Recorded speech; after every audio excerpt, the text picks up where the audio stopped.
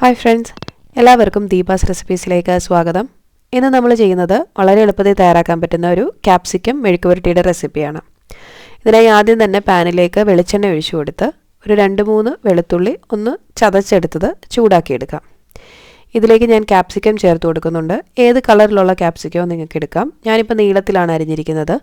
നിങ്ങൾക്ക് വേണമെങ്കിൽ സ്ക്വയർ ഷേപ്പിലും ഇത് അരിഞ്ഞെടുക്കാവുന്നതാണ്.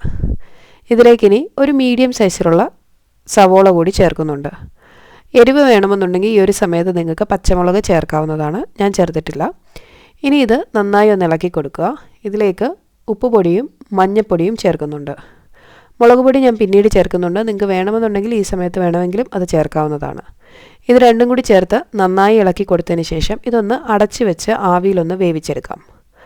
ഇടയ്ക്ക് ഇതേപോലെ തുറന്നു കൊടുത്ത് ഒന്ന് ഇളക്കി കൊടുക്കുക. ഇതിലേക്ക് വെള്ളമൊന്നും ചേർക്കേണ്ട ആവശ്യമില്ല. ക്യാപ്സിക്കത്തിൽ നിന്ന് തന്നെ വെള്ളം ഇറങ്ങി വന്നത് വെന്തോളും.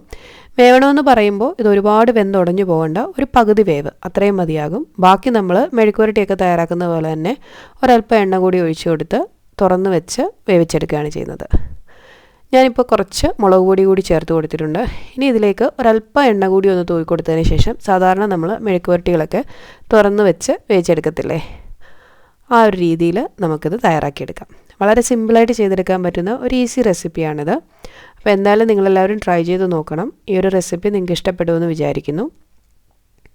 അപ്പോൾ ഞാൻ കുറച്ച് എണ്ണ ഒഴിച്ചു കൊടുത്തിട്ടുണ്ട്. ഇനി ഇത് ഇതുപോലെ ചെക്കിക്കൊടുത്ത് തുറന്ന് വെച്ചിട്ട് ഇതേപോലെ മെഴുക്കുവരട്ടിയാക്കി എടുക്കാവുന്നതാണ്. അപ്പോൾ വളരെ സിമ്പിളായിട്ടുള്ള റെസിപ്പിയാണ്. നിങ്ങൾക്ക് ഇഷ്ടപ്പെട്ടു എന്ന് വിചാരിക്കുന്നു. താങ്ക്